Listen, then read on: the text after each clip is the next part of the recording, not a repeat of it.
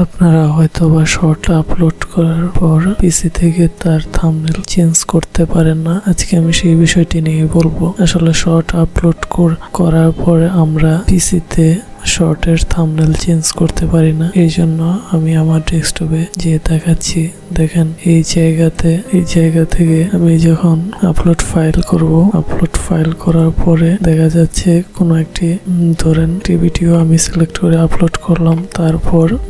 তারপর সেই ভিডিওটি ইউটিউব থেকে অ্যানালাইসিস করার পর সেটি শর্ট ভিডিও নাকি লং ভিডিও ইউটিউবে সেটি যাচাই করে নেবে। আমাদের এখন দেখেন এই জায়গায় থাম্বনেল লেখা আছে, কিন্তু তার নিচে লেখা যে থাম্বনেল চেঞ্জ করার জন্য আপনারা শুধুমাত্র মোবাইল ফোন দিয়ে থাম্বনেল চেঞ্জ করতে পারবেন। আপনারা পিসির মাধ্যমে বা কম্পিউটারের মাধ্যমে থাম্বনেল চেঞ্জ করতে পারবেন না। যদি আপনাদের এই তথ্যটি ভালো লেগে থাকে তাহলে অবশ্যই আমার চ্যানেলটি সাবস্ক্রাইব করবেন। আল্লাহ হাফেজ।